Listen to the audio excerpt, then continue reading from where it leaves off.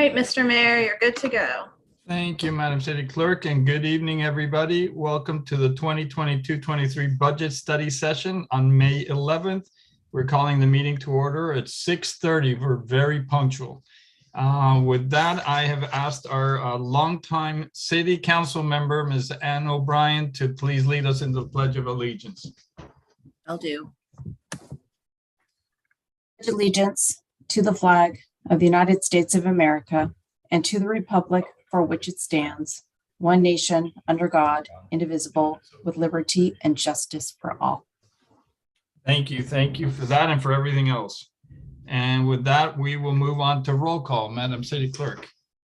Councilmember O'Brien, Present. Councilmember Beach, Present. Councilmember Colson, Here. Vice Mayor Brownrigg, Here. Mayor Ortiz. Here. Thank you. And then we will move on to item number 4, which is public comments that for items that are not on the agenda. So please refrain if you have something that's on the agenda, we'll call on you later. So Madam City Clerk, do we have any members of the public? I don't have any emails and I don't see any of the attendees with their hands up. Very good. With that, then we will move right on to item number 5A, which is our study session discussion of the city's fiscal year 2022-23 budget, adoption of resolution to approve personnel classification and position changes and amend the City of Burlingame salary schedule. And I believe that's our finance director, Ms. Uscott. Please welcome. Yeah, thank you. Good evening. Okay, I can share my screen now. Can you guys see my screen? Yes. Okay. Yes. I hope you guys are not able to see my notes, just in case. Okay. Good evening, Mayor and Council member. Thank you so much for the opportunity to review the proposed budget for fiscal year 22-23.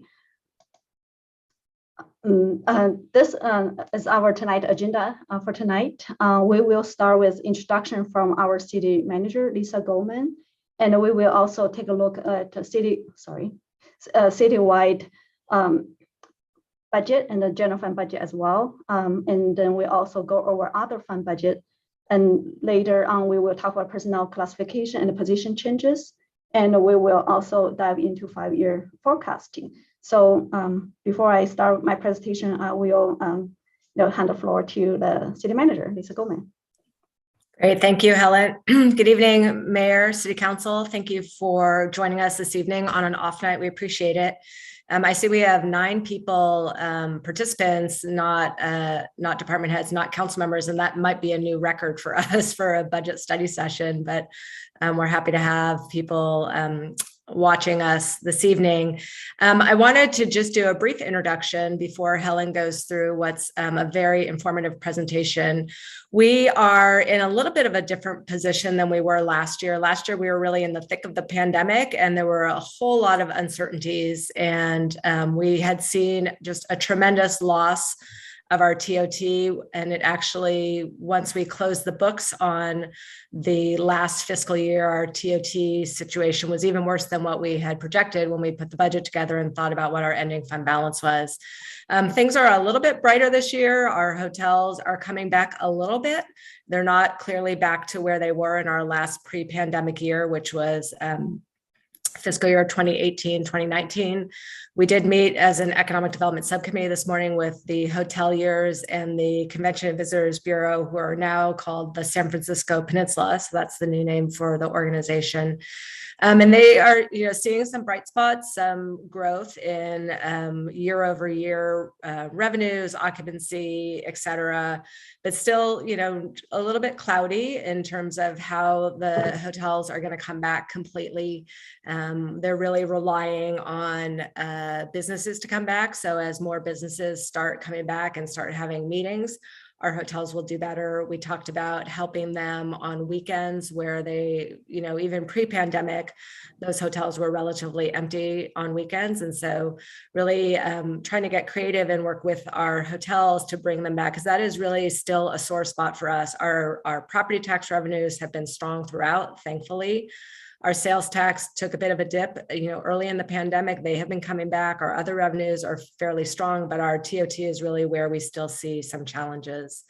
But we put together, a strong, sustainable budget. We are still looking at our reserves for some assistance as we get over this short-term hump, but we will get over it. We will come back. We're not burning through all of our reserves. And Council may remember you adopted a very robust general fund reserve policy several years ago. I can't even remember what year it was, maybe 2017, 2016.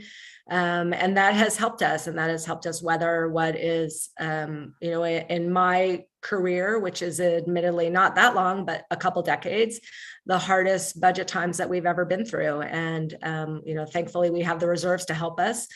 It is not against the rules to dip into reserves. And so we are doing that. And we need to do that while still ensuring that we have money left over so we can pay for things we need to do. So we still are planning to set aside the funding that we need for the Broadway grade separation. We still have funding set aside to complete paying for our beautiful new community center that is opening in June. Margaret's excited about that, as are all of our council members.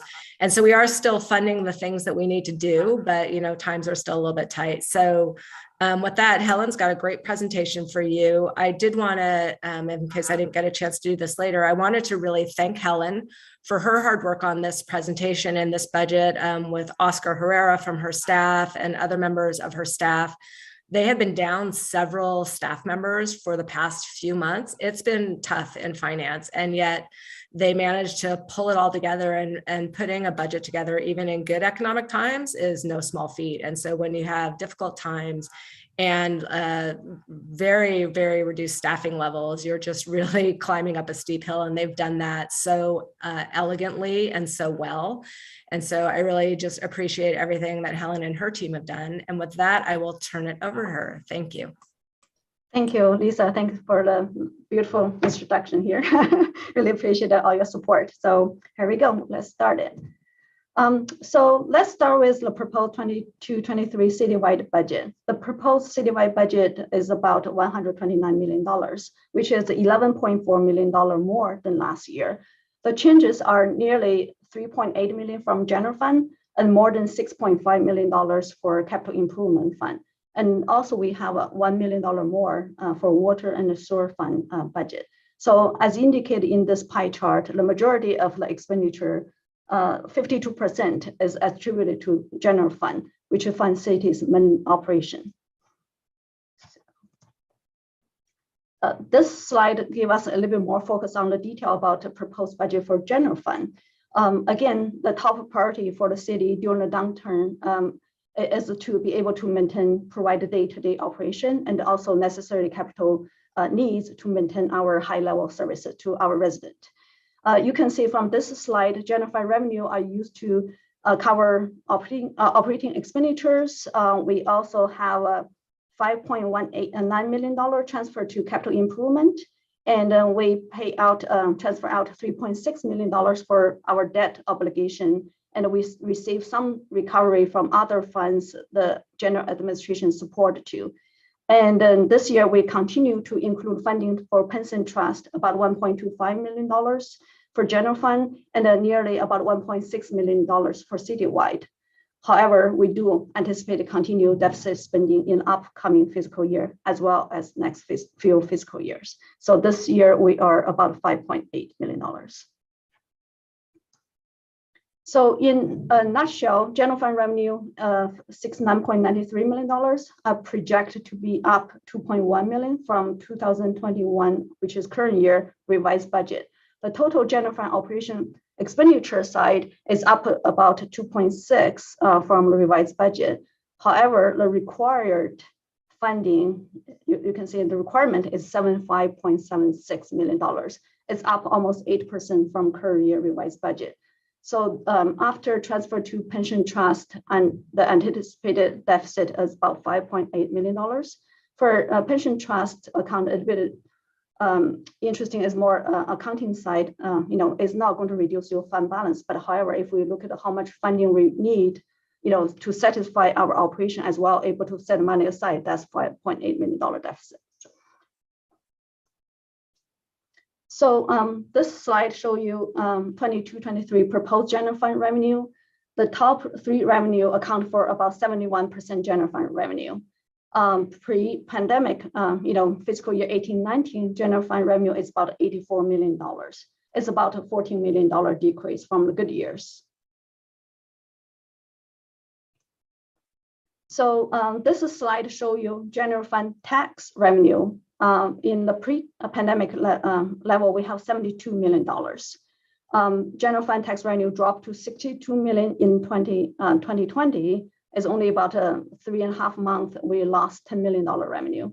And then general fund tax revenue further dropped to $49 million in 2021 and down about $23 million compared pre-pandemic level. From this graph, you can see our tax revenue is bouncing back, but at a slower pace. So yeah. This slide provides you more detail about each line item for general fund revenue. You can see here's the 2.1% increases. This also includes on the page 3 of my staff report. Property tax about 0.8 million, and then sales tax about $500,000, and then a TOT tax of almost $3 million. Of course, we lost our federal COVID relief fund. That's one time for 2-year split. So this year we did not budget for that. That's one time money we removed. Please let me know if you guys want to slow down or want to talk about each slide, have questions, so we can pause. So this slide shows you the top 3 general fund revenue. The revenue have been adjusted, include middle year adjustment. This hotel tax used to be our largest general fund tax revenue until 2018-19, and after that, property tax become our largest general fund tax revenue. So this pretty much show you how the changes between 3 different category revenue, and the sales tax did have a little bit drop 19-20 and then now bounce back. So here just tell you more about this 3 big revenue sources. For property tax for 22-23, expect about a $0.8 million increase. Is about 2.8. For property tax, how many components into it? It's not just a secured tax you pay, for your own property. It's also have a supplemental and secure unitary tax, ERAF, and the property tax in lieu. They all roll it up as property tax category. If you look at the secure tax row, actually we are seeing a 7.1% increase this year. However, for supplemental and secured unitary, we are flat. So you don't see much up down swing. And for ERAF refund tax this year, we budget back to 2.5, even though current year during the middle year, we're able to adjust up to 3.5. However, ERAF revenue stream is not really stable. A lot of time the county suggests this you guys should budget as one-time revenue. So for more conservative approach, we decide to scale down to 2.5. And then property tax in this year, we do work with the HDL property tax division to help us do the property tax projection. We are able to upward training $235,000. However, also can have a potentially unexpected shortfall. And also potential we may able to receive some shortfall from the state to fill in prior years for. So that's why we are able to build in $235,000, but that number can change up and down depending on state decision and also current years, the upcoming years 22-23 shortfall to finalize that number. So that will be moving part. We might come back for mid-year adjustment either up and down for this line item. For sales tax and use tax, part we recover more than anticipated, upward adjustment about $500,000. Out of this $500,000, about $113,000 is Measure I related. For TOT tax, expect to about a $3 million more, or a 30%, close to 3% current year level. Of course, like Lisa mentioned earlier, and also this morning during the EDC meeting, a lot of indicator is we might able to bounce back. But however, just today we just check our March, as March of the collection, we about close to 8 million. But hopefully the training keep going, the way the average about $875,000 a month, we might, exceed our current year budget, $10 million. So that's good news. Helen, we have Finance Director, we have a question from Councilmember O'Brien.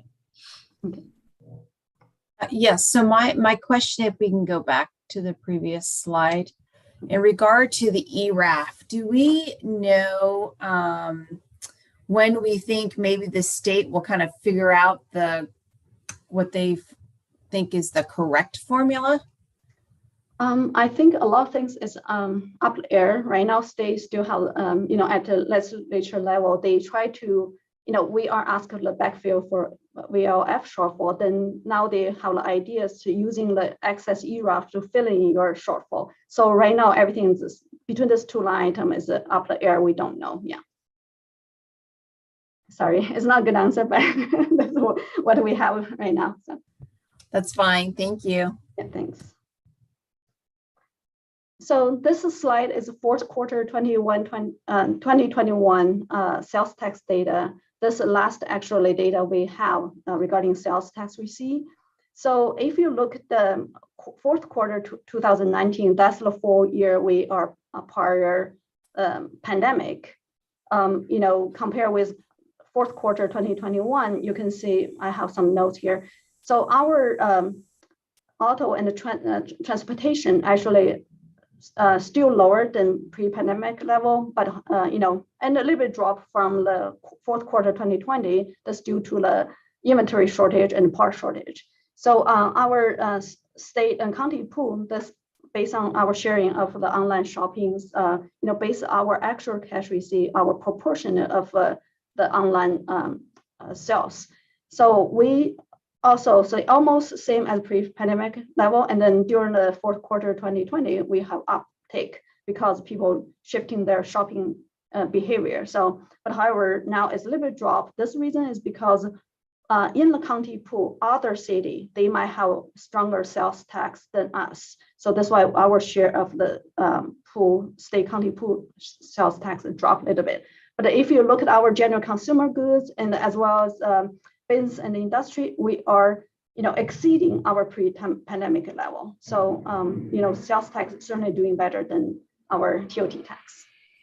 Ellen, I saw Councilmember Colson had her hand up on the prior slide, I think. Did you still have a question, Councilmember? No, I was just trying to track down, and I found it in the staff report, the total sales tax revenue accountable to Measure I, and it looks like it's 2.54 and 2.77. And I can ask later about that. I just wanted to understand how we're dividing that up because we promised the taxpayers. But the other thing I have a question on this one really quick is I'm actually surprised that our building and construction is down. Why would that be? Because we have so much building and construction going on. Can be, I just guessing. I'm not really good on. So can be, like the uptrend, when the shelter first in place, people starting doing it. Now it's like all the majority work done. Now it's that it's more like an individual. Okay. So I don't have exactly answer, but I just look at the training here. And that's shopping outside of Burlingame. So this is for people who are, purchasing things in Burlingame, that if they're shopping elsewhere. Okay, which so they like may be. If they're buying tile at All Natural Stone or. And we get that, but if they're going to Home Depot, we don't have a Home Depot. We don't have, stores like that. So I think it really depends on where they're purchasing all the materials that they're using, because there is a ton of building going on, but it's not necessarily all being bought here. I think that's really interesting. And I think it would be really good to educate our consumers in town who are renovating houses and things, why shopping local when we have so many local options. Right. Would be, Councilmember Colson, what strikes me, I thought of the same thing, and it tracks right about the time where Outdoor Supply reopened. Yeah. And I bet you we lost a lot of business to them. So yeah, you're probably right. So we can think about that. I have a list of things to talk to the chamber about, and that would be a good one. And we can also, maybe Helen, you could drill down just to with HDL and just to see if that is the explanation that we just came up with. And I'm sorry, I have two dogs going crazy in front of me right now, but we can check with HDL and see if that's correct or if there's some other reason. Yep, that's a very good question. Yeah, I will reach out to HDL, find out, what's the data comparison. Yeah, thank you. So here's about the TOT tax. We've been talking about so many times, it's a very sad story for us. Once upon a time, they are largest revenue source for us, but unfortunately, they are very tied to the economic environment, particularly for the travel. So, as I mentioned earlier, we are, from the dipping time 2021, the sharp decline to the 2021-22 bounce back. Now we are doing better, but it's not as great as we expected. So as we probably during the middle year budget, I also mentioned, and the Bureau project we are not have fully recover until 24-25 fiscal year. So before we leave to the revenue discussion, this is a graph to show you a proposed revenue in perspective with the last 4-year actual and the current year estimate balance. So we are doing better. We are in the recover mode. So you will see similar slide again in the expenditure side as well. Okay. Do you have any questions? Colleagues, any questions before we move on? I don't see any director, so you could probably continue. Great, thank you, Mayor. So this slide shows you proposed 22-23 general fund expenditures. A discussion about general fund expenditures start on the page 11 of my staff report.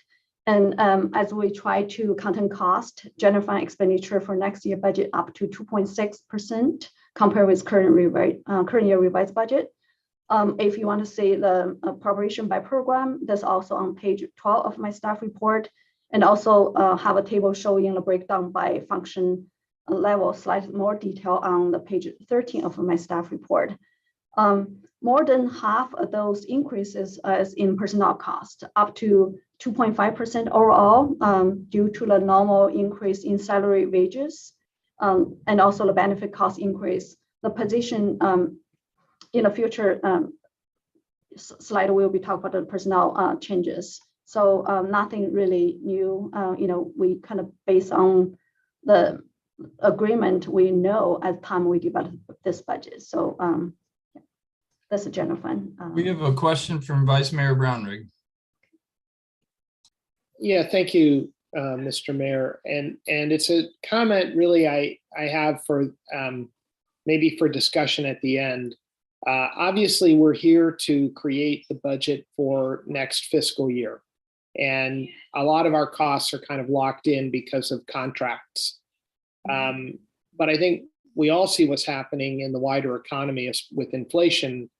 And I wonder at what point do we think about what inflation means for especially some of the out year budgets, and how we think about that, and whether there's anything we should be doing now in anticipating. So on the one hand, we anticipate growing revenue, especially from TOT, which I agree with.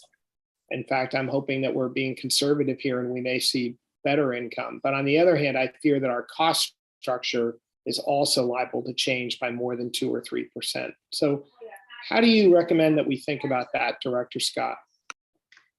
So I think the city, all of you guys have developed a really good reserve policy. For example, our economic stability reserve to helping us hopefully able to weather this storm for the next almost 4 years, right? So it's really depend on the city council's direction. Should we dip in the reserve, such as our pension reserve, to get us through, or do we want to preserve our reserve, can potentially have layoffs, all those kind of, personnel. But just say our city, I think we're running on very lean staff, so, and also currently we do have challenging to hire people. For my department, I have 4 vacancies right now. And then we have 1 senior content position put out, is only got 1 application, is about a month now.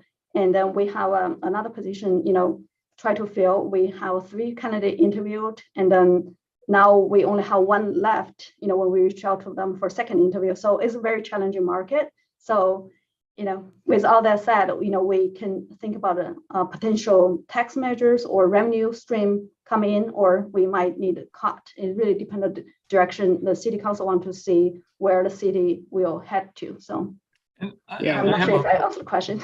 I have a follow-up to that one. Is how much did we take into consideration the current inflation rate and then the projected inflation rates when we came up with the budget you guys are proposing tonight? So I guess I will, give you my secret here. So pretty much our personnel costs budget, we are based on the majority of the union have agreed for additional 1-year contract. We base on that percentage, which is 2% for cost of living adjustment. And we still have 1 or 2, Sonia can speak on that, still outstanding. We don't know yet, but we are right now current projection building in the 2%. For other services, for example, fire service, so we build in 5%. We hopefully we able to accomplish that, for the out years. But I think probably the mayor or vice mayor on the fire board, they know where their ask is. And then for others, operating costs about 3%.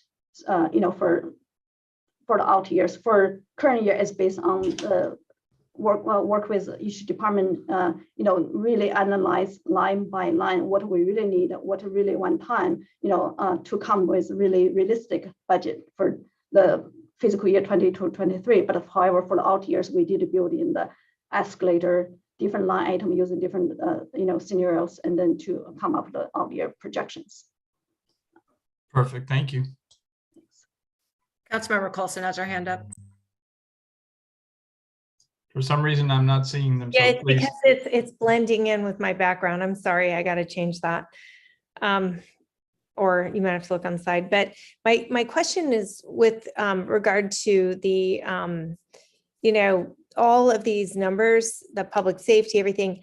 We include all of the pension costs so we include the payroll, salaries plus the pension cost, except if we're moving money to the 115 account, that is separate. So that even though we're spending money on it, it's not showing up in this budget. Is that correct? Yeah, that's correct. Yes. And if you say, for example, safety, just take safety as an example. Right now, our active payroll is probably, is it like 2/3 and the pensions cost is about 1/3? That's about right. Yes. Okay. Yeah. And that's getting higher, right? The base is staying, but the pension costs are going to go up every year. So and safety will probably go up faster than general. So that piece will probably take a bigger bite of the pie, but not necessarily because we're hiring more police officers, but because we're funding pensions. That's correct. Yeah. Thank you. Okay. I'm going to move on to next slide here. So on this slide, you will see proposed general fund expenditure budget, also plus the transfer out piece for debt service and capital improvement. We are back to normal, exceed last year's budget. So the total increase here is about $1.7 million increase on personnel cost, and the capital improvement is $1.9 million. So that's made up about a $3.6 million increase here. This graph just show you put the revenue expenditure next to each other for past 4 years. In the current year, we're all the years together, and then you see for when we come to actual, we are actually with a surplus, but for current year estimate and the next year, we are see a gap right now there. So put all this information together, this where we can see the total changes, a decrease in fund balance about $4.6 million.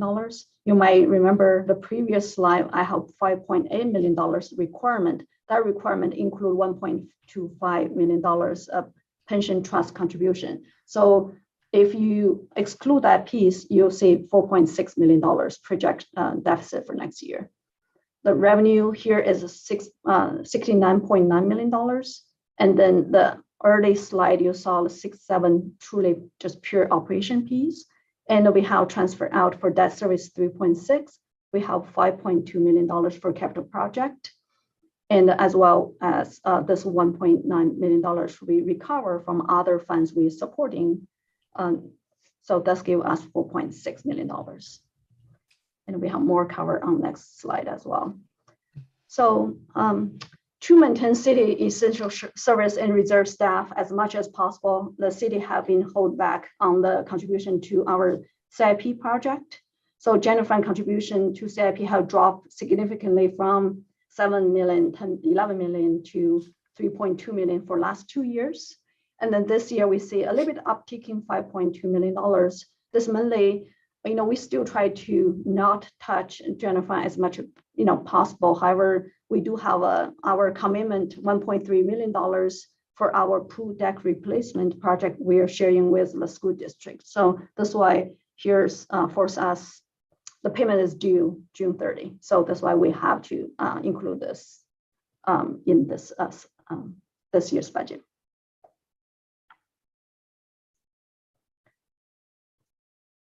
So this slide shows you how general fund balance get assigned. Our estimate year-end balance, which is also beginning of next fiscal year, total fund balance is about $43 million. So we have pension 17.5 and economic stability reserve, all these different reserve categories. We are seeing a $6.2 million unassigned fund balance. However, after we build in current projections, we can see we do reduce our fund balance change about 4.6. So the unassigned balance drop almost to zero. We only have 76,000, which is nothing. And then we are continue add to our pension trust reserve is 18.8. And then economic stability reserve continue increase $16.8 million. This is based calculation, which is very smart of all council. You guys, have the formula set up as 24% revenue based on revenue. So we're able to continue put the money aside. So leave us, discretionary money to spending is pretty much nothing, which means we not do a whole lot things we now planned for.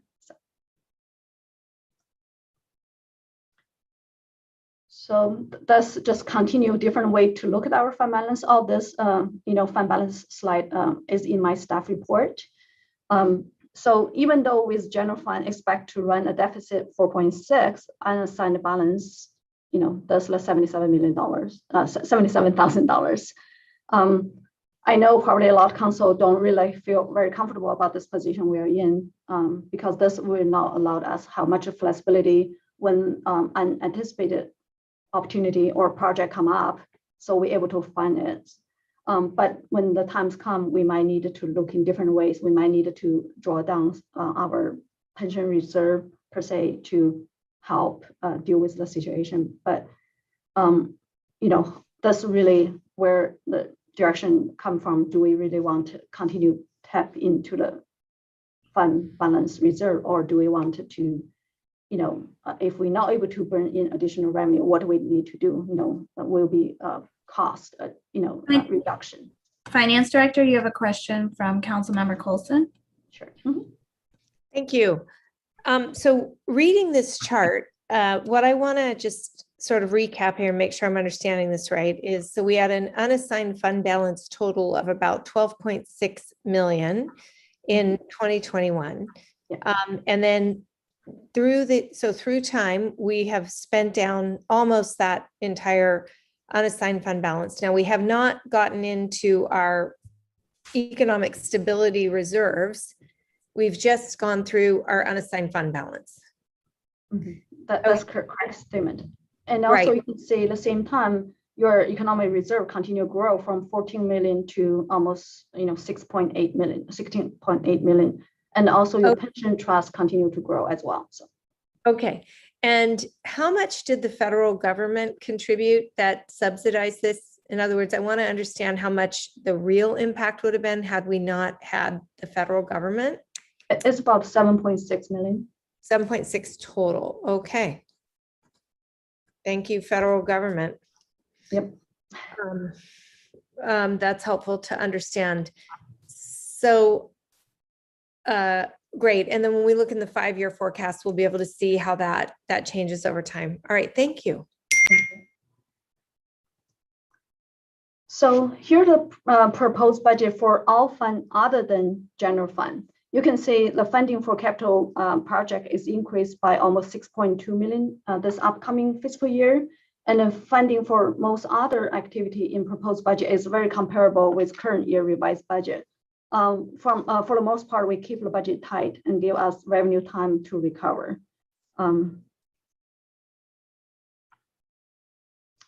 And then I know this is slide Public Work Department going to talk about more about CIP piece, but I still insert this one just show you the transfer out to the capital project, where all the money goes, different area of the CIP. So, and also, as I mentioned in previous slides, we are general fund part of contribution really reduced dramatically from 11 million high to 3.2, and now we bounce back a little bit. So just keep in mind, general fund is the main funding source for governmental capital improvement in the category of park and tree and the city facility. So the capital investment reserve we have $21 million in the fund itself. We will talk about in the upcoming slide. However, all this money has been spoken for. So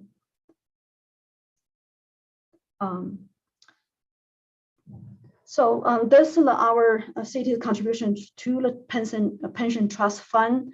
In the 5-year forecasting, assume have no draw from city pension trust fund. However, it's really based on the council direction. The balance in the trust fund nearly about $20 million as of March 31st, 2022. Is really, depend on how current fiscal year play out, how's our TOT tax revenue doing. The council could choose to draw down the reserve of the pension trust to get us through.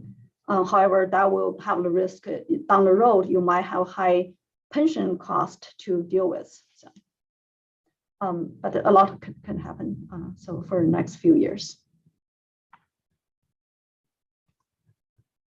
So on the left side of this table is showing the authorized FTE by department. In the staff report, you also can see on the pages 15, the listing all position by funds. There are no new position proposed since middle year revised budget, but I think we might have some personnel reclassification changes though.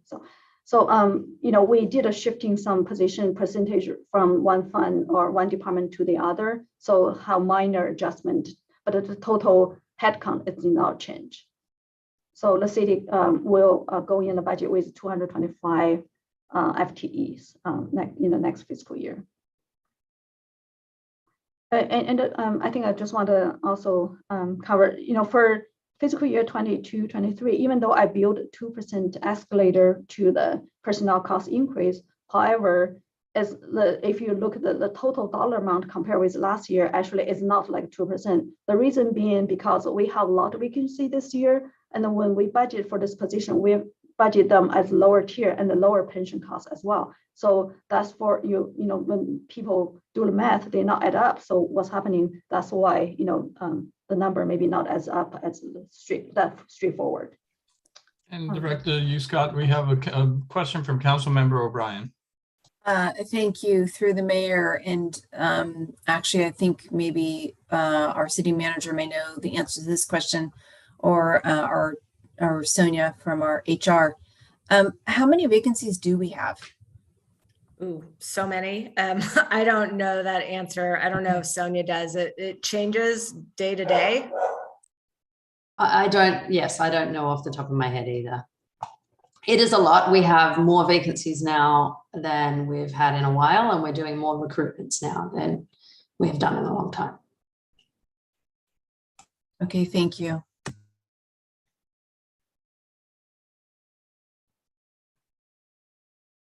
So this slide shows your personnel classification and position change.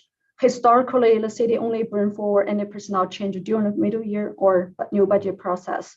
So this slide shows the request for this changing for the upcoming current year and carry forward to the new fiscal year. Sonia is also available to answer any question you may have.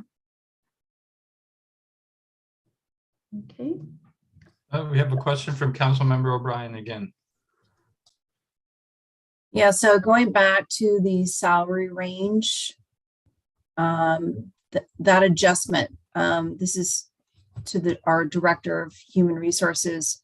My understanding, it's a pretty small increase, right? It ranges from 0.59% to 1.1%. Yes, with the exception of the city clerk, the other increases are 0.59 or 1.1%. Great, thank you.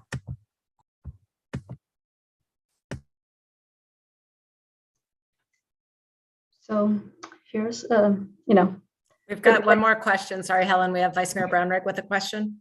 sure.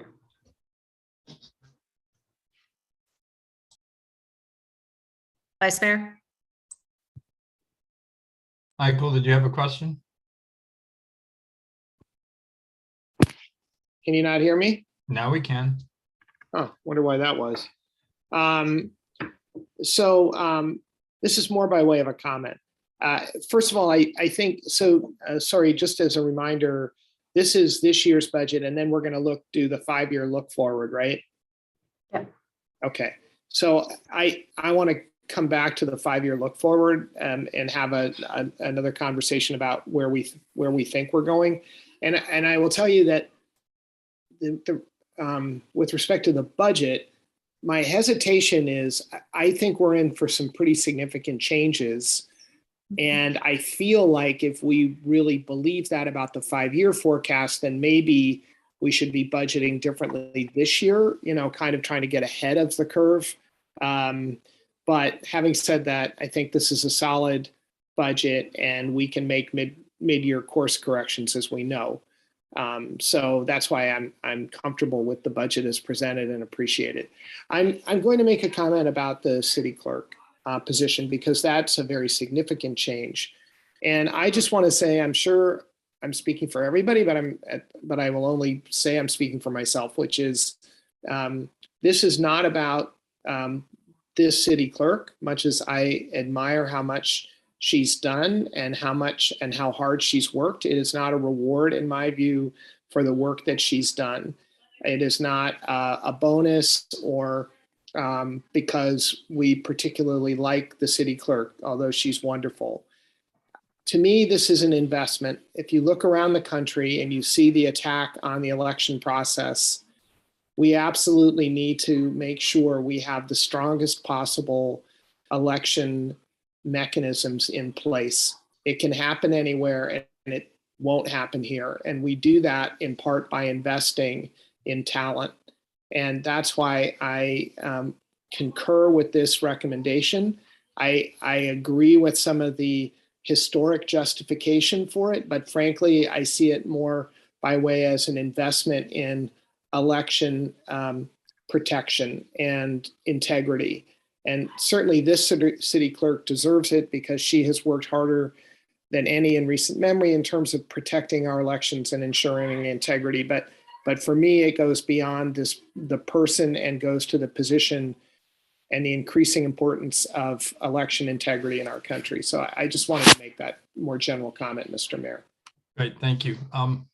So do we have any other questions? And we want to hold our comments for after our public comment that I see Council Member Beach. I'm assuming that you have a comment versus a question. I had a comment, so I'll refrain from commenting until questions are done. Thanks. Excellent. Thank you so much. Okay, so with that, do we have any more questions for the director before we open it to members of the public? Councilmember Colson, I really am, that hand is getting lost in the flowers there. I know, I'm gonna have to change it. I'll have to change it for you. So my quick question is just around tying in our session that we had with the housing element and the survey that we did with our staff. where we found that much of our staff would be interested in housing. And if we had it available for them locally.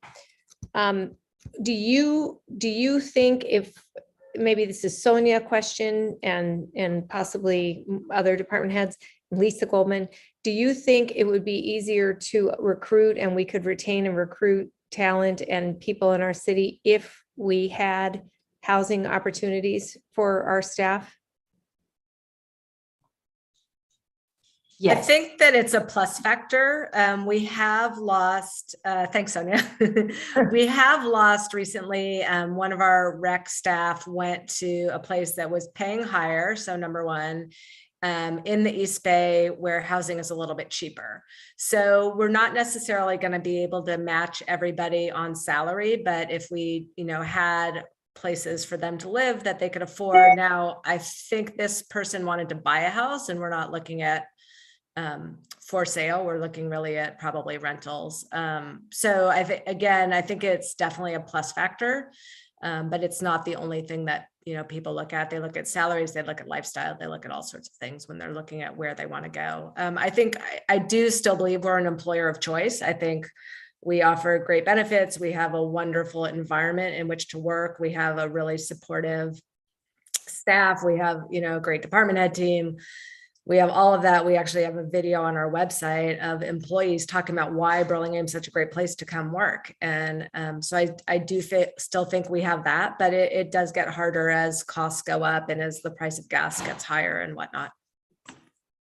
Okay, thank you. That's just a little something to put, I think, in the back of our minds as we're kind of putting the budget together and trying to figure out ways that we can maintain our competitive advantage for employees. Thank you, Sonia.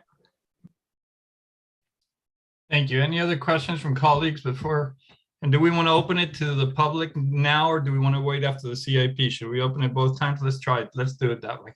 I think we should, because this is a separate agenda item. Yeah, that's okay. So with that, I don't see any more hands from my colleagues. So let's open it to the members of the public.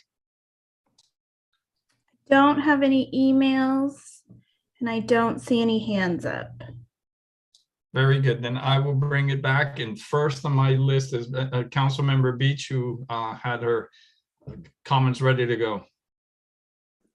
Thank you, Mr. Mayor. No, just two quick comments of appreciation for our finance director for all the effort putting in the budget. But I also appreciated the explanation on the capital improvement increase and the insight, particularly, as members of the public may be watching this, wondering when we've got, less revenue coming in than we're spending. So how do we justify that with the capital improvements? And I know we'll go into more discussion later, but understanding that we do have obligations for the pool that we've committed to, that makes a lot of good sense. I also appreciate you calling out the strategy and the unassigned fund balance, how that's changed over time.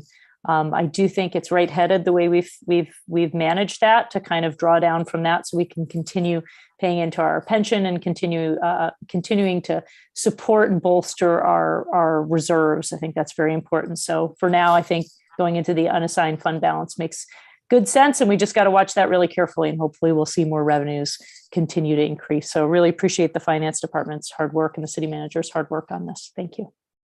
Thanks. Thank you, Councilmember Beach. Any other colleagues who want to comment on the budget? And I don't see any raise. Oh, Councilmember Colson. I raised my real hand for you. Yeah, and thank you to Councilwoman Beach for bringing up the pool, because it did remind me that, one way that we could sort of manage cash flow is to discuss with the school district the possibility of extending that payment out if we need. It's my understanding that they have a pretty good reserve situation going on over there. Plus they've received a lot of federal funding as well. I don't know that we'll get anywhere with it, but it seems to me it's at least worth having a conversation around, just talking to them about that payment, if we so choose. If we want to just say, let's pay it and be done, that's fine. But it was suggested to me by somebody in that realm of the school district that we should probably have a conversation around it. Great, thank you. They might be open to that. Excellent. Any other comments? I just want to say thank you to Director Scott Yu for a great presentation and for a wonderful report. It is pretty scary to see the drop in TOT and what it has done to our reserves. And again, it just goes to show how conservative we were and how we are weathering this storm because we were, and we're still putting aside money for our pensions. So I'm very proud of that. And I want to just thank everybody for their hard work.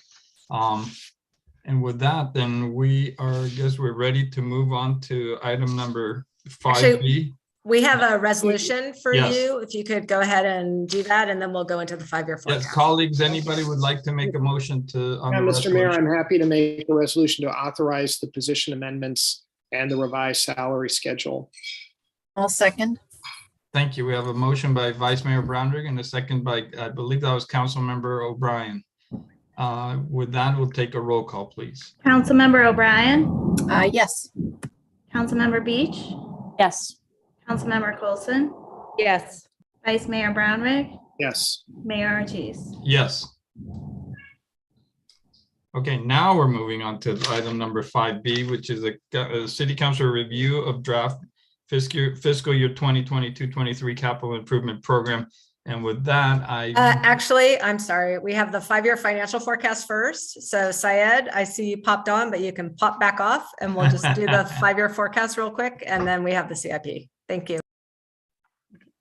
okay, 5-year forecast. Yeah, 5-year forecast. Okay, now for the overview 5-year forecast, we will review city top revenue with our projection for next 5 years and then expenditure.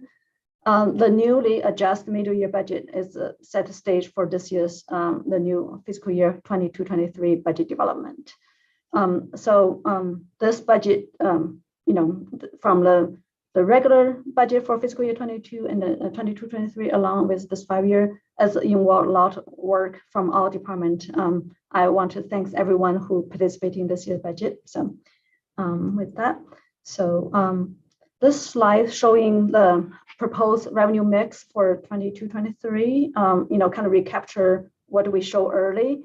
So the property tax about 39.2%, sales tax were about 24.3%, and the TOT tax is about close to 15%. And then other revenue mix, the 22% of our general fund component. The big three account about 71% of the pie. And this is just a different way to look at it when we go in a 5-year forecast. And then our property tax, we project 27.6, continue grow very stably. And then orange one is the sales tax, we are recovered well. And for TOT tax is, we have a big dip, 5.7 in 2021, and then we project for $13 million. So this where we started with. For the property tax, here's the projections. Like I mentioned earlier, the assessed value for security tax is we project 7.1%. We are also project out with the average 5.5% going forward growth. But if you combine with other component property tax, the actual growth is 2.8, 4.8, 4.8, 4.9, and 5%. So that's how we project our property tax revenue. I'm sorry, sorry, that went by kind of quick, Director. Yeah. So the out year growth rate forecast is basically high 4% to 5%. Is that what you That's just correct. said? Yeah, that's correct. Okay, I happen to agree with that because of all the work that we're doing, but is that what's factoring into that higher than, because obviously property tax is limited to 2% if there isn't a change in valuation for other reasons. So is that why that growth rate is where it is in your view? Yeah, and also, if you, in my staff report, I mentioned, for example, this year alone, we have 109 more partial being sold. So when the property transfer, the ownership, then give us a higher base for our property tax. Yes, that's where the growth come from. Yeah. Right. Interesting. So I won't bother people now, but I'd love to come in and understand what kind of property development this forecast assumes. I mean, I think it's spot on probably, but I'd just like to go into the weeds a little bit, but I won't do that here. Thank you. Yeah. Thank you, Council Vice Mayor Brownrigg, and I see the hand this time. Thank you. Following on to that, it might be interesting as well to understand the sort of attrition of older, lower property taxes. In other words, do we, on average, I think the average home supposedly in California sells every 7 years. I'd be interested to know, like, do we have 20% of our property tax bases on single family homes that are assessed significantly below market? And those would tend to be people who've lived here for a very long time. It would give you a sense of the likely acceleration or deceleration of that. In other words, you know what I'm saying? Do you see what I'm saying, Vice Mayor? So if everybody has sold their homes and almost 80 or 90% of our homes are at, let's call it market-ish highs. Right. And it would just be interesting to understand like the potential unlocking of as homes turn over. So you could have the exact same amount of properties turn over, but it's a matter of what the tax base was before they turned over. So if somebody has owned it for 20 years, that's going to be an impact for us. Otherwise, it could be very small. But right. what I'm looking at, and I thought that was what Vice Mayor Brownrigg was headed for, was with all the new development that we have going on, are we really capturing what all the property taxes that we're going to get from that? All the development in the north end and some of the commercial development by the Bayshore. And I would think that that the rate would be slightly higher in the near term and it's flatten out, assuming just being conservative. But again, I agree with Vice Mayor Brownrigg that this makes sense. I think that if you look at it, it might be a little conservative. It's like Kevin has something to add to this. Director Kevin Gardner, please give us your insight. Sure. Well, for this budget, I may not have insight, but did want to mention that we are doing a revenue study for the commercial development in the Bayfront to get a probably more refined sense of the kinds of revenues that we might expect. I think for this year's budget, there's good assumptions here for projecting forward, but we do hope to have more detailed information to look at in the near future for future budgets. Excellent. Thank you. That's helpful. Colleagues, any other questions before we move on? Okay, so Director, you're back on. Great, thank you. So this chart showing your expected 3% average growth for Burlingame upcoming year for the sales tax piece. This one, we also work with our HDL consultant to analyze on the sales tax transactions. So for city, this category, we include 3 different things. One is the regular sales tax, and then we have Measure I, as well as we have public safety half cents sales tax as well. For the properties 172 half cents is about $195,000 included in this budget for the upcoming year, and the $2.88 million for the Measure I. The rest of them is regular sales tax. For the forecasting, we have 2.1% for regular sales tax for 22-23 and the 3.4 for 23-24. And for Measure I, we build in 1.2% for 22-23 and the 3% for 23-24. For the out years, we build in average 2% for the total. So that's how we come up with our projections. I think in general, we try to be conservative. We don't want to overestimate revenue. Then we thought we have money in the bank. Actually, we don't. Then we will be in really bad situation. We try to be more conservative when the year end. We be surprised ourselves. Have some better off. So for the TOT tax, we have very healthy economy before the pandemic. We have the highest $29.4 million in 18-19, and then we dropped 5.7, and then we built up the bounce back from the pandemic. All years forecasting, we built in 30%, 30%, 20%, 7%, and 5% escalator in our projections. So slow recovery. So, You have a hand up, Helen? Yeah. Vice Mayor Brownrigg? I'm sorry. No, it's quite all right. So just a question and a comment. Question is, on the prior slide about sales tax, and if the impact on us is de minimis, then it doesn't matter. But I know there's been a lot of debate at the state level about whether online sales, whether the sales tax should be captured by the warehouse from where it's distributed or the place where it's consumed. At least I think I've got that about right.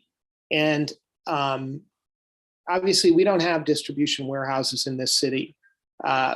We do have a lot of people who order online. And I wonder, would that make a meaningful difference to our income if that regime changed? And if we don't know the answer to it, I wonder if we could ask somebody.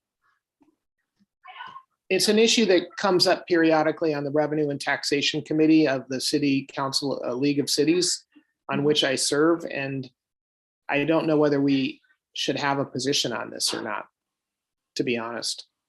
Right. I will say certainly have impact, but the impact, like you can see our online shopping as a second largest, we share in the pool with the county, second largest our sales tax revenue, of course, going to have impact to us.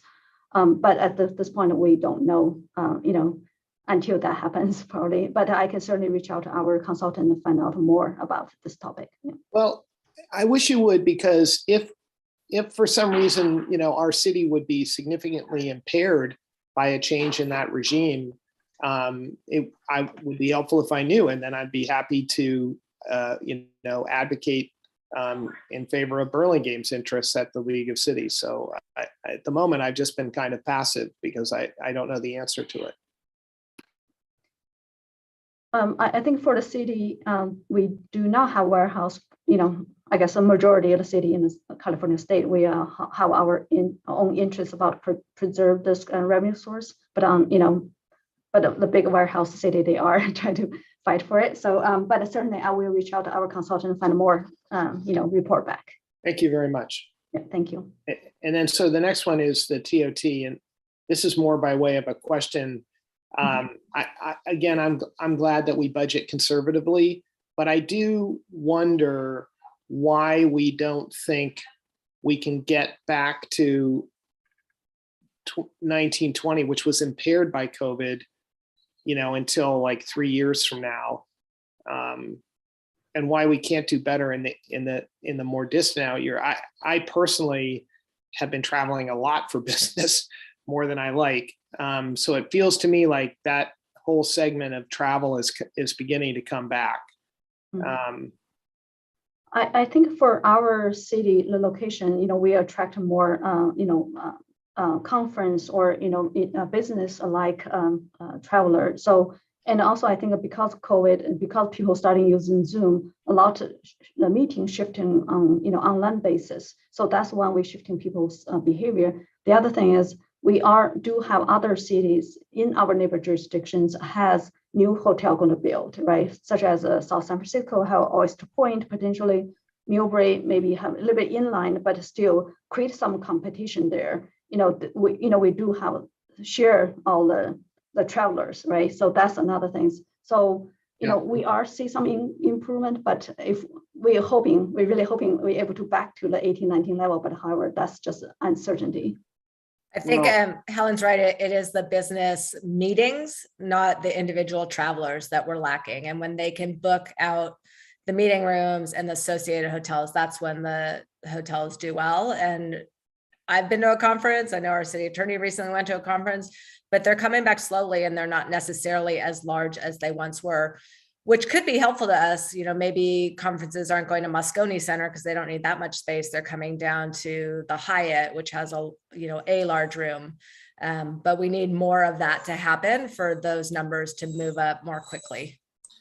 I know Councilman Coulson wants to add on here, but I'll just say that we did hear from the hoteliers today.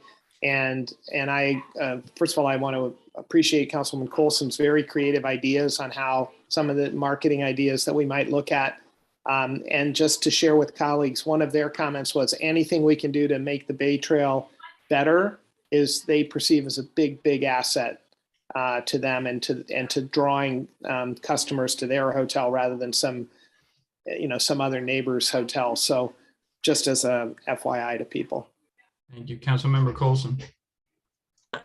I just have a question about, I think in some of these new large developments, I think the one that Divco's working on, one of our hotels does not survive that, right? Does the Ramada go away on that?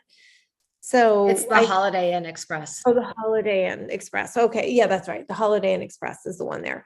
So that we may end up also losing some TOT if a few of these hotels get redeveloped into life sciences buildings. Again, this is one of the discussions we have when we talk about housing on the Bayfront, that the somewhat of protecting of this commercial interest down there is really important. So I'll be, I don't know if there's any others targeted to leave, but our numbers will go from, and we may have new hotels in the works. So some of the older ones transitioning out, newer ones, but all that's going to impact the TOT and might be worth just looking at that as well. Right. That's a good point. There's a development going in where the Red Roof Inn is, or at least it's in the planning phases. So we have two of our, lower end, not our big, nicer, more expensive hotels. And then we lost the hotel on that park area too. But So are we down to, will we be down to 9 hotels instead of 12?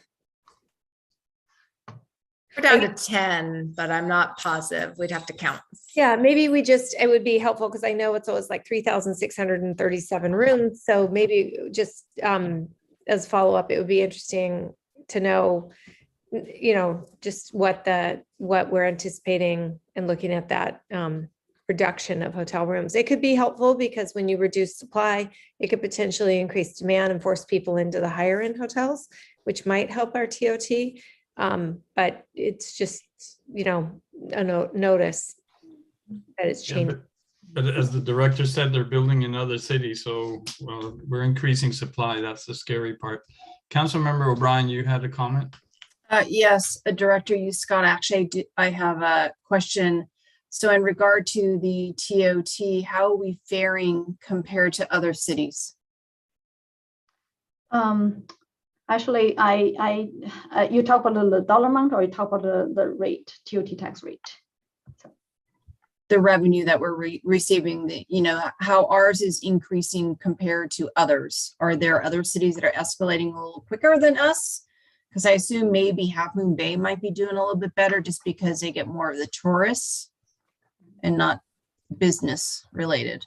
So the coastside hotels have been doing better in the pandemic than the Bayside hotels, definitely. And we've seen that every time John Hutar has presented to us. We've seen that the coastside hotels were doing well because they are catering to tourists, and it's the business travel that is, sorry, the puppy who's very unhappy right now. It's the business travel that's not coming back as fast as tourism.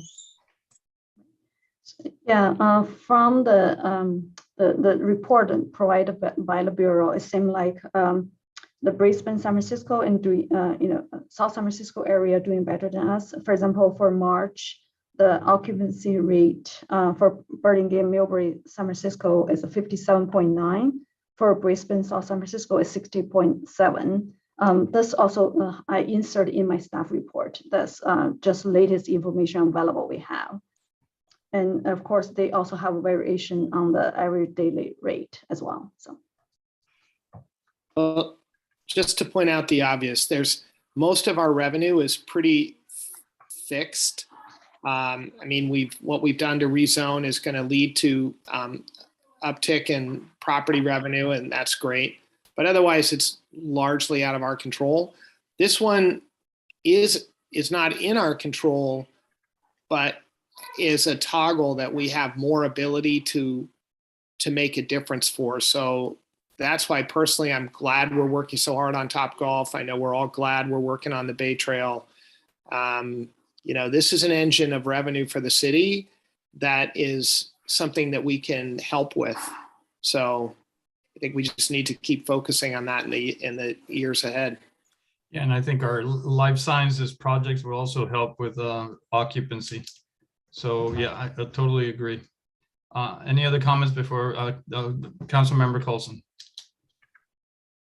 Thank you. The hoteliers today also, when we met with them, also did speak, with great anticipation around Topgolf, because they feel like that's going to be a really important anchor to getting back some of these conferences by giving the conference goers an option for entertainment. And and I do think that the chamber's done a really good job for us here, and I know John Hutar does too. But I do think that we have room to improve our partnerships and marketing, and making sure that Burlingame isn't just thought of as a business destination location, but that we work with our youth sports teams. We work with our local attractions, tourist attractions, to make sure that people, when they say, well, where should I stay? People will say, Burlingame's nice. And they also discuss the sort of need to get the shuttle back up and running to get people from the Bayfront to the downtown as being really critical. So I think we got a pretty good earful today of some real important, very meaningful and impactful solutions to helping energize this TOT revenue and get it back where it needs to be. Excellent. Back to you, Finance Director. Thank you, Mayor. So here's for the all the general fund revenue forecasting for next 5 years. We are certainly see uptrending, recovering for the next few years. So the total revenue increase in 22-23 about 2%, and then 23-24 we see a better improvement about 9%. 24-25 we project about 7%. And then the 25-26 year will be 4% for 26-27 years as well. So before we move on to expenditure 5-year forecasting, do you have any questions this moment? I think we asked a lot of them already, so I don't see any hands, so we could just move on. So for the 5-year forecasting expenditure assumption, basically, for the salary piece, as I mentioned before, we are building 2% escalator for 22-23 based on the knowing the MOUs.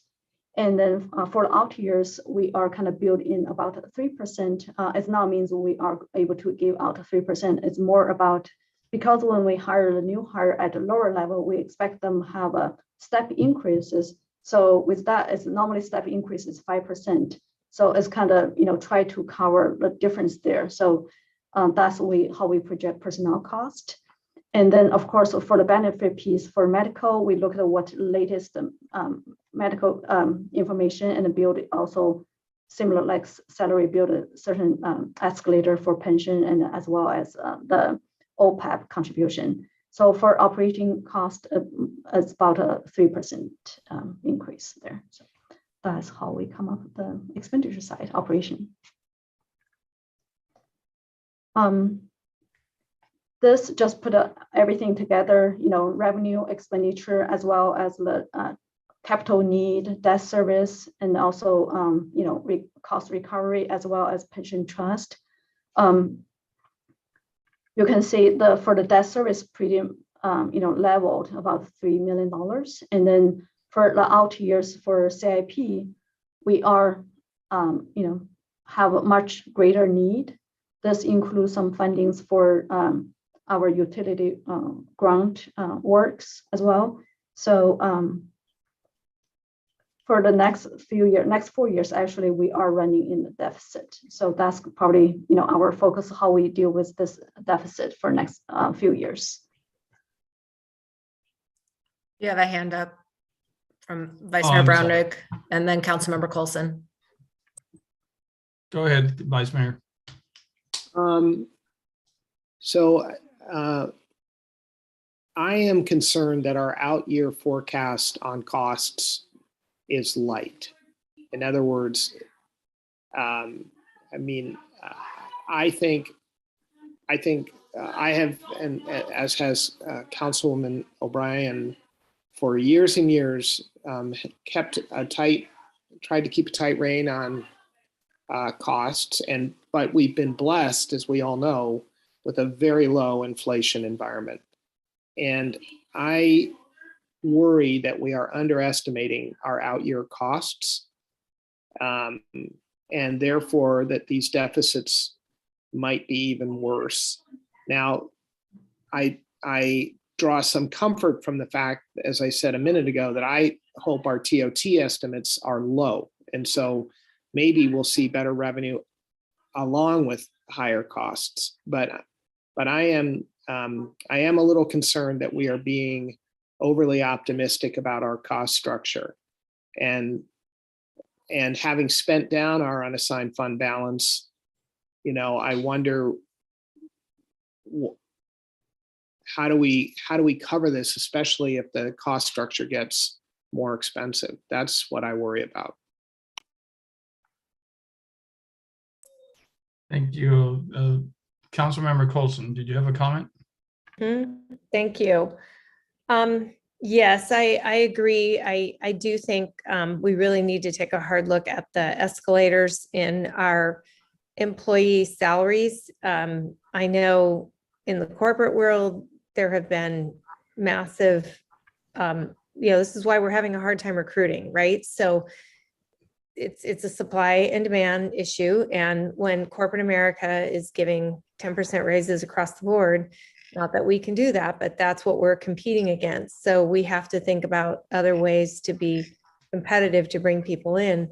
But at the end of the day, compensation matters. So we're going to need to really take a look at those compensation numbers. And I would rather have them be realistic so that we can understand,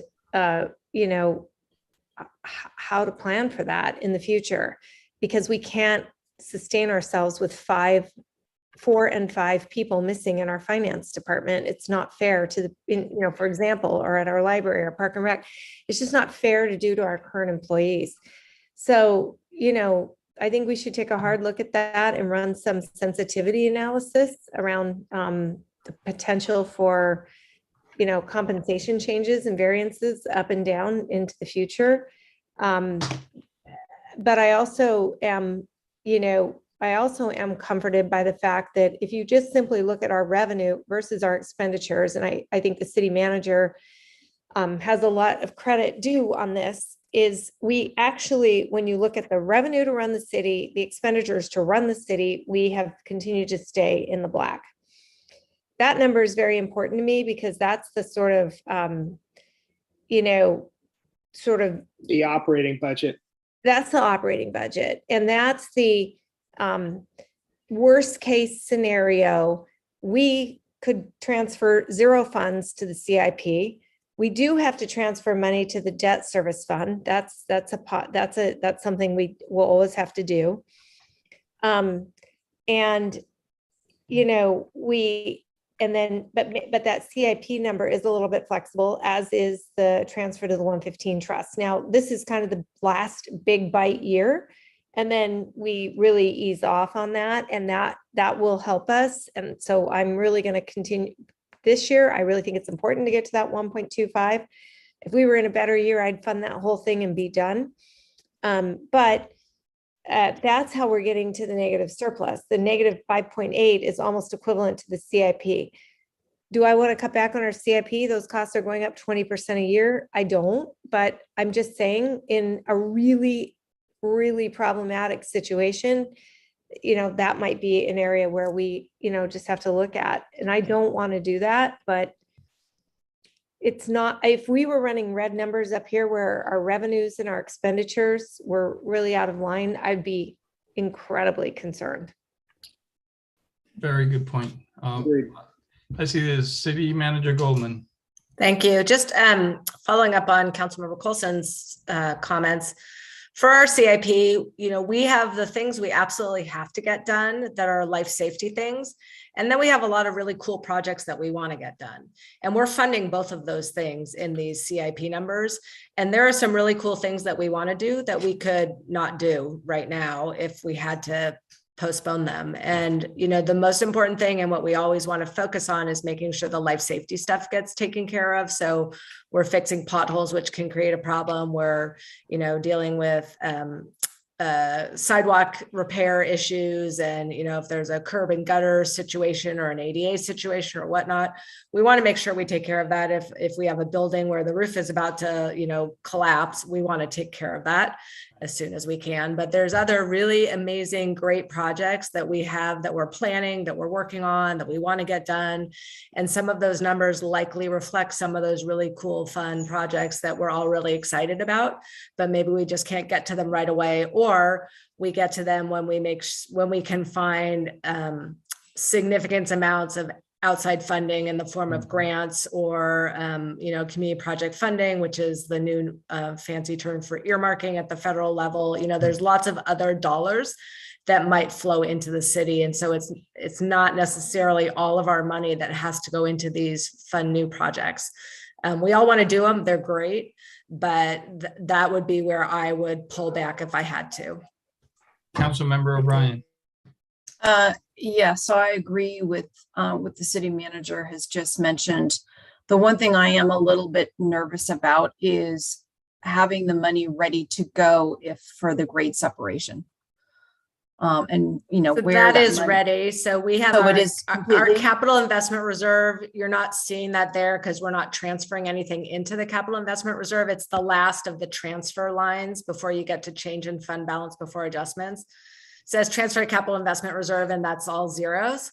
But what it's not showing is the money that's already in the capital investment reserve. And so we have, I can't remember what the number is. We have money set aside in there for the transfer to the grade separation. And we have some additional funding. It's just not on this slide. We have money Okay. for the grade separation, and we have money for El Camino Real undergrounding, and we have money for the community center. So that's all in a separate bucket that you're just not seeing on here. Right. And I remember they were in separate buckets. I just couldn't remember whether we have the grade separation kind of fully funded or. Well, so we have what we think our match will be in Okay. that pot. And do you know about how much that is, or should I wait till? Is it we 15 million? talk- Is that right? 15 15. million. Oh, okay, Like, great. I have slide down the road, the future Yeah. slide. That's $15 million. Okay, thank you, Director Matuza. That makes me feel better. Okay. Thank you. With that, then you could continue, the director, you, Scott. Okay. So this slide just showing all the fund balance, how we, assigned this little training, where we are. And then for next few years, we are in the red, it's showing right here. So just different way present it. And then hopefully by 2026, 27, we're back to black again. Here's the capital investment reserve. So as of June 30, 2021, we have $21 million in the fund. So, after that, we did not contribute anything, we did not draw down. So for this $21 million, $15 million is for the grade separation and $6 million for additional, for the El Camino Real utility project. So that's where our, this showing detail when the money put in, when the money being used, etc. So. And we were able to grow this over time because we did have those nice surpluses. And so the council was very smart about setting aside. We used to set it aside with the budget and then with mid-year transfers. So every year for several years, we were putting in 3 million, 5 million, 2 million, et cetera. And we just kept throwing money in, throwing money in. And so we were able to build up a pretty healthy balance of 28.8 million. And then we used some of that money for purchasing the Rule 28 credits that we did a couple of years ago from Saratoga and Shasta County. And we and then had additional funding that's earmarked within that balance for the grade sub, for the community center, and for additional money going towards El Camino.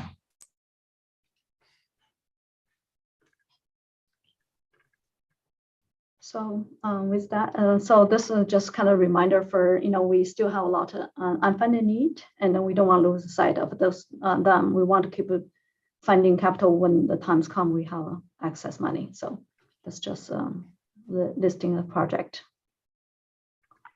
So with that, I'm here to answer any question you might have. And then, once we get comments from council and directions on this proposed budget, we'll be head to the June 6th public hearing for the budget adoption. So I'm here to answer any question you have. Okay, colleagues, any questions? Let's hold off on the comments till after public comment. But any questions for the director right now? I think we've asked plenty. So with that, then, Madam City Clerk, if we could, Council Member Colson. Yeah, I just wanted to point out one other thing, which is that our unions came to us this year with a extension of the contract for 2%. And I want to acknowledge that in a nearly 9% inflation scenario, for them to sort of take that heat off of us and do that for a year is what is allowing us to put this fairly balanced budget together. And I know, Lisa, most of our employees probably aren't listening to this call, but I think on behalf of the council, because I know all my colleagues feel this way, that we want to express our gratitude and thanks to them for working with us in this hard time, and understand and commit that when things get better, we're going to remember and think about what happened this year, because we wouldn't be making it if we had to keep up with inflation on our salaries. So just a big thank you to Sonia and her staff, Lisa, and our workers for, making that all happen. We actually have several of our maintenance folks are watching the meeting right now, which we really appreciate. And we have AFSCME admin person on and a few other folks. So, it's a great turnout. And we also have our business rep for AFSCME. So, thankfully they're hearing your message tonight, and I 100% agree. We really appreciate their working with the city to make sure we could get our budget done. That's a great comment. Yep, thank you. Okay, with that, then I'll bring it to Madam City Clerk, if we can open it for members of the public. We don't have any emails, but we do have a hand up. So Derek, go ahead. Hello, actually, this is Janine Culligan. Can you hear me? Yep. Yeah, Go ahead, Janine. Janine's Hi. with our library staff. Yes, I'm with the library staff. I'm a resident and a worker at employee at Burlingame, and I really would like to thank you, Councilman Colson, about chatting about the employees and the kind of increases that are happening in private industry. The way I understood it is that City Council came to the unions to talk about a 2% increase in lieu of negotiating for this year. What I would like to ask is that, with this huge increase, Social Security got a 5.9% increase. I really would like some consideration for a COLA for our employees. I think it should be looked at. We have a $21 million salary budget, and I think a 1% would be $210,000 out of our capital investment fund. 2% would be $400,000. I think that would go a long way to telling our employees how much we appreciated them coming, working all through the stressful environment of the pandemic. And also, I think it just would be something in good faith for the negotiating, because we all want to work together. We want to do well when the city does well, but we do have quite a bit of an investment fund, and I think some of that could go to the employees. So that's just my comment. I enjoy working at Burlingame, and thank you for listening to me. Thank you for your comment. I don't see anyone else with their hand up, so you guys are good to go. Great, thank you. So colleagues, I'm going to open it up for final comments on this section. So I don't know, does anybody have any comments before we close it up? I don't see any raised hands. I think that that comment from one of our employees is very telling of where we're headed and what we're going to have to face. And again, we are still showing deficits, and it's going to be an interesting time coming up. So buckle your seatbelts.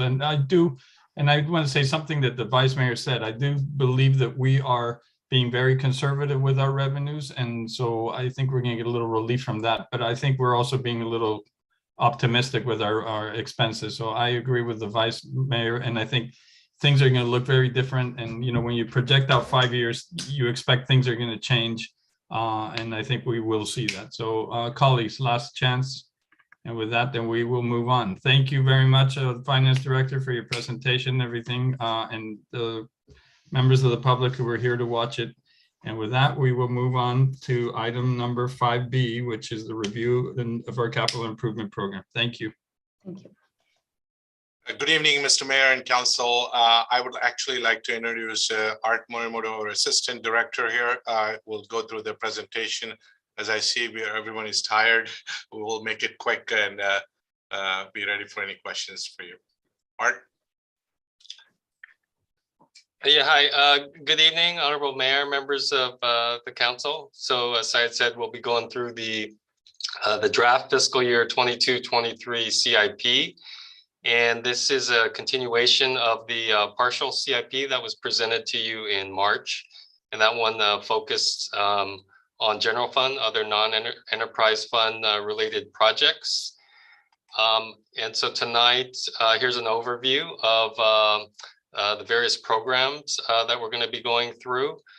Parks and Rec, bike ped traffic improvements, building facilities, the parking enterprise, and the street resurfacing program were all part of that March presentation that you already saw. The projects that were presented then, there have been no changes to that list. So we're going to go through those very quickly. And then there were some slight changes in some of the funding distribution and maybe how we categorize some projects. So we'll touch on those when we get to them. And then we'll introduce the water, sewer, and storm enterprise fund projects for next fiscal year.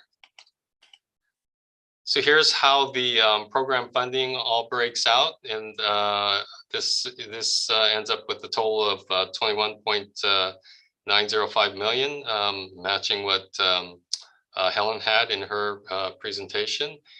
And so we'll just start going through each program. And again, I'm not going to rehash what we kind of went through in March, but just note some of the differences. But did want to just acknowledge again, the aquatic facility is a big part of this number, and it's a previous obligation, just to put the total number in perspective. And then also note that a couple $100,000 of this with the transit hub is match money for a grant. And so again, just trying to put the total number here for the general fund in perspective. But the only difference from what we presented in March for Parks and Rec is this additional 500,000 that's been added to the Town Square project under grants. And that is because the city is currently pursuing a grant with Jackie Spears' office. So that has been included on this in this program. For bike ped and traffic improvements, similarly, there's no change in the project list from March, and also no change in the funding totals from March. The one change in distribution of those funds, the Murchison, Truesdale, and Davis bike lane project that recently received a TDA grant for 400,000. And because the project is insured to move forward, we thought it was prudent to realign some of the match money that we had, and we moved some of the impact fees into that project and switched out the Measure A to the other projects. And the desire here is to spend the impact fees sooner. And yeah, other than this, there's no changes. And just another note here too, 300,000 of this general fund money is for match as well. So it's not, it reflects on the total, but it doesn't necessarily reflect on what's going to actively be spent. And this was a sidewalk area from the March presentation that's going to be worked on with this program. Building facility program improvements. Again, there's no changes, all impact fees. And then parking and garages. Just want to note the Donnelly Garage elevator improvements was previously on the facilities list, but we just moved it here because the funding sources matched. But other than that, there's no change at all in really anything from March from this point on. Street resurfacing program, total costs and the sources all remain the same, and none of the proposed streets have changed as well. And here was the map that depicted the areas where the program will address. So moving on to the enterprise funds, the water system CIP. What's proposed next fiscal year, a total of $5 million. And if you look at this proposed list, I mean, the top 3 projects, they're all pipeline replacement projects, which make up a majority of the CIP. The first project, Burlingame Park subdivision water main replacement project, the $3.35 million, that's for anticipated construction in calendar year 2023. Glenwood Park, Burlingame Heights, and Burlingame Park subdivision water main replacement project that was just recently awarded, and the $800,000 rounded out the balance of the construction budget. And next project, Easton Addition and Burlingame Terrace water main replacement project. The $400,000 is to perform the design on that phase of pipeline replacement. Next project, Sisters of Mercy Pump Station, $200,000. The pump station currently exists at the Hillside Reservoir, and it provides additional fire flow to the Sisters of Mercy campus. And the pumps are approaching the end of their useful life. So the project will replace the pumps and then also provide some, look to provide some noise reduction measure, as there've been a few complaints from the neighbors. And part of that is because the pumps are getting old. The next project, the water meter replacements program. This is the ongoing fund to replace aging water meters in the city. As part of this year's budget, there's going to be an ongoing study looking at implementation of AMI technology, which with that conversion would allow better data available to customers, staff, and then with the ability to get real-time data on water consumption.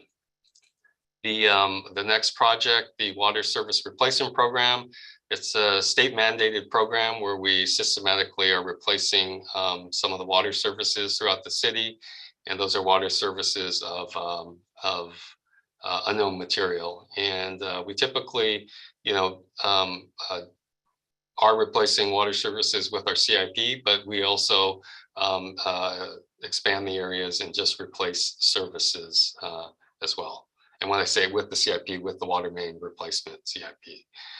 Next project, Hillside and Skyview roof replacement project. This is for some roof replacements for the ancillary facilities at these locations at the reservoirs for storage and mechanical room at those 2 locations. And then regional water supply studies and coordination. This is just an annual kind of funding that we do for to address water supply concerns, water conservation, drought outreach, and things of that nature as they occur. And this map depicts where the proposed water improvements are next fiscal year. Then moving on to the sanitary sewer system, the sewer fund is still a bit challenged just because a big portion of the revenue is tied to the hotel occupancy. And so the CIP is continues to be a bit smaller. We are working on some very large treatment plant CIP, which are currently about to begin design. And those are going to be coming in the next few years. But the rate increase that occurred just earlier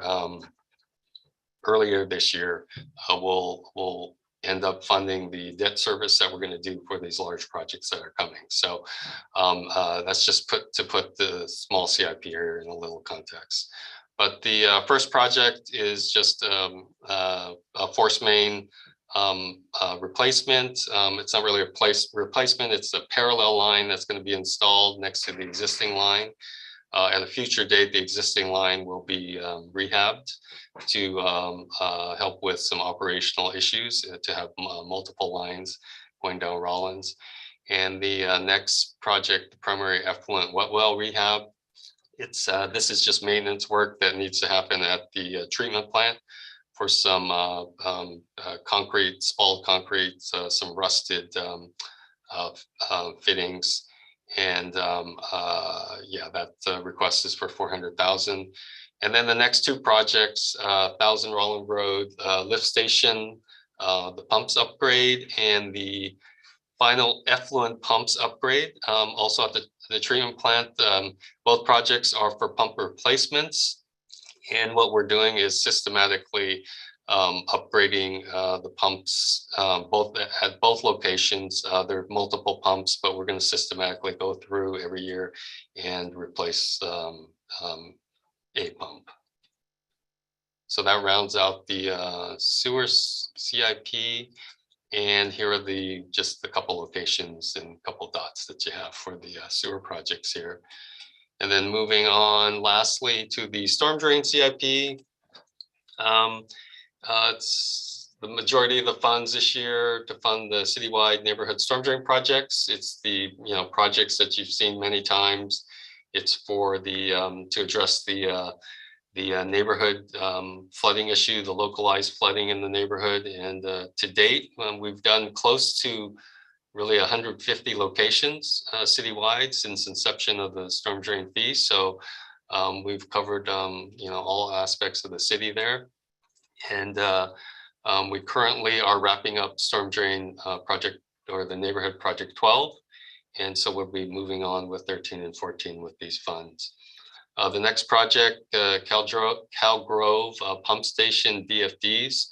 This is to replace the existing VFDs that are currently at Cal Grove, and this will help with the maintenance and operation of that facility. And lastly, the asset studies and master plans.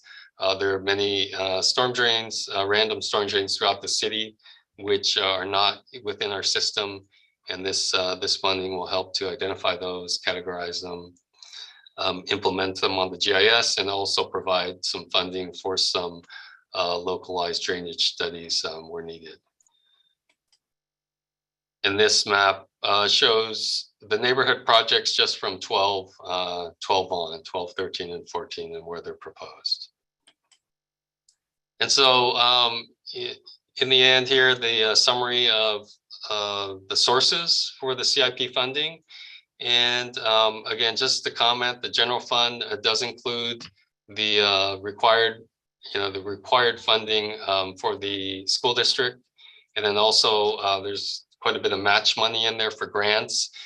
And just another note, Measure I, which is for purposes of Helen's budget, is considered general fund, but really it's money that is dedicated and has to be spent on streets and sidewalks. And so it's not money that can be really pulled out. It could be delayed, but ultimately it's just not money that can be reduced from that CIP total. And then the gas tax, parking enterprise, impact fees, solid waste, all these numbers were the same from March 4th. And then the grant number is the only one that changed with the increase of 500,000 for the Town Square project. And then the enterprise funds for a total CIP proposed of 21.9. And that's it. And so any feedback or questions you may have. Thank you, Mr. Morimoto. With that, colleagues, any questions? And I don't see any. Oh, there's the raised hand. I saw it this time, Ms. Colson. So I want to ask about this Measure I, this funding again. So when we took that to the voters, we had an estimate of what it was going to be. And we have $1 million that is committed to the community center. And then we thought there'd be one police officer. It's like around $250,000 a year. And then the residual would go into sidewalks, et cetera, whatever. But I want to make sure I really understand this. So it is general fund money, is it not? And in the event of an emergency or something, could we not? Would we be compelled to continue to pay it into the CIP, or, you know, So it's a general tax, so it can go for any purposes. The council adopted an expenditure plan a couple months after the voters voted, saying how you would spend the money. But that doesn't, you know, money in the general fund is fungible. So whether it's the Measure I dollar going into the CIP or a different dollar going into the CIP, it doesn't actually matter. But we are, you know, specifically setting aside funding from Measure I for those purposes. So, you know, we still have to pay the debt service on the community center. We still have to pay for our police officer, which is more like $200,000.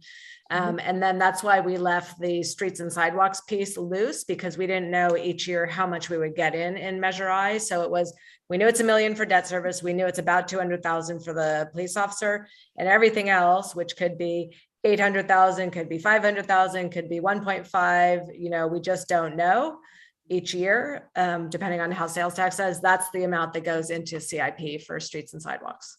Okay, that's what I was curious about. And we had anticipated around 2 million a year, and it looks like we're going to start to exceed that a little bit in those projections of the Measure I sales tax revenue. I don't know if we will or not, but that's good news. So we are able to fund all this. I just wanted to understand what the definitive constraints were around that. Thank you. Right. Because, and this is super important for anybody who's curious about how we spend our dollars, when it's a general tax, so a 50% plus one measure, we can't tell people exactly how we're going to spend the money. We didn't have an expenditure plan that was part of the tax measure, so that would have made it a special tax. But you did adopt an expenditure plan after the fact. And the expenditure plan matched what we said were the types of things that we could spend the money on as we were putting together the ballot measure. And then the council can change the expenditure plan at any time. That was not approved by the voters. It was just approved by the council subsequently. Thank you. Thank you. An important question. Would that any other colleagues have any questions before we open it to the members of the public? And I don't see any hands raised. So Madam City Clerk, if we could see if there's any members of the public wishing to speak. Yes, I see John Martos with his hand up. Great. Welcome, Mr. Martos from our Traffic Safety Parking Commission. Thank you, Mr. Mayor. I actually have a question, if I may, through the mayor for Director Morimoto about the Highland Street garage, and if he has any feeling or insight into how much it's used. Is it, does he feel it's being underutilized? I know it generates revenue, so it's close to being on point here. But you know, our commission can do things if the garage is underutilized to maybe direct more people there or incentivize people to utilize the garage a little bit more. Does he have any insight, or Director Mutuza have any insight into how much the garage is being utilized? Through the City Council, to the Mayor, yes, we have been monitoring the utilization of the garage. It has been growing. We are seeing out of the 5 floors, 3 floors are being occupied. There are some days it's more occupied than the others, but we're seeing the utilization is going up, but there's still capacity. The top floor, the top 2 floors are generally available, but we are seeing increase in the utilization. As we go forward into this coming months, we're going to look at how the utilization ends up, and we are also going to have to look at the rest of the downtown parking. I mean, people, if they're able to find parking closer on the avenue, they will do that first before they go to the garage. So we're finding that at least staff has not been hearing complaints about lack of parking in the downtown, at least not in the last few months. So, but at the same time, there is an increased interest about people saying, where's the garage? I don't know about the garage. So we're implementing some signage to help increase awareness of the garage. There will be more, we have already done some signage, and more signage is on its way to help improve the education about the location of the garage. Thank you, Mr. Martos. Thank you, Mr. Martuza. Any other public comment? No, we don't have any other hands raised, and I don't have any emails. So we're all set. Great, thank you very much. I'll bring it back to colleagues for any final comments. I think I see Councilmember Beach. I see you. Oh, I'm sorry, Councilmember Colson, you were already up. I just can't see your hand. So. Okay, that's okay. I just wanted to point out that I was at the Downtown Business Improvement District, the DBID meeting last night. And one comment that they did make regarding the parking garage was first of all, they very much appreciate Director Martuza, you're adding the signage. They did comment that some of the patrons in the businesses at night are concerned about how dark it is, especially where the post office development is. I don't know that we can solve that problem, but that has been one of the issues for people using it in the evening, especially single women alone, is parking there and then walking by themselves. I think once that big development and the liveliness and everything gets going on, it'll feel much safer. So I just point that out, either that, our police could patrol that area in the evening, while the restaurants are closing at 8:30, 9 o'clock, just to make sure that people walking are safe. And, I know it's hard to bring on temporary lights in that development, but we can always ask. Okay, colleagues, let's make sure we keep our comments to the capital improvement projects, so that we can bring those other issues up at another time. So, Councilmember Beach. I just want to thank Director Mr. Morimoto for the presentation, and I really did appreciate the slides, how they break down where the funds are coming from, because particularly as we have tight budget times and we are investing in some really important CIP, but I think it is pretty profound that even on the bicycle, pedestrian, and traffic improvements, we're getting nearly $5.8 million worth of value, but really there's only $600,000 coming out of the general fund. And that's pretty impressive, because although we're using some city funds for Measure I and our impact fees to the tune of $1.5 million, we're still getting, $3.6 million of grant funding, whether it's from the county or other locations. And that's really, really profound value. So thank you for breaking it down that way. It was really easy for the public to understand. Thank you. Yeah, totally agree. I think that's important to show that we are being very creative in how we fund these projects. So yeah, thank you for that. Any other comments, colleagues? And with that, I just want to say thank you we don't have anything further, correct? That is it. I just like to express my thanks to Syed and Art and their team they always put together such a great capital program for us, and super easy for us all to understand this year. You guys did a great job. And again, with limited resources, you've put together, a a program that's really going to serve the community well, with lots of really important projects that you plan to get done over the next couple of years. So thank you very much. Absolutely. Thank you. Thank you. Yeah, and thank you for the presentation tonight. And just to remind any members of the public, we did see this presentation recently, and I think that's probably why we don't have as many questions as we would. But with that, I just want to thank everybody for a great meeting. Thank you, Director Scott. Thank you, Assistant Director Morimoto and the Director Martuza. And thank you, Madam City Manager. Thank you, Kiki, for staying quiet for a little while. So, and with that, we are adjourned. Thank you very much. Good night.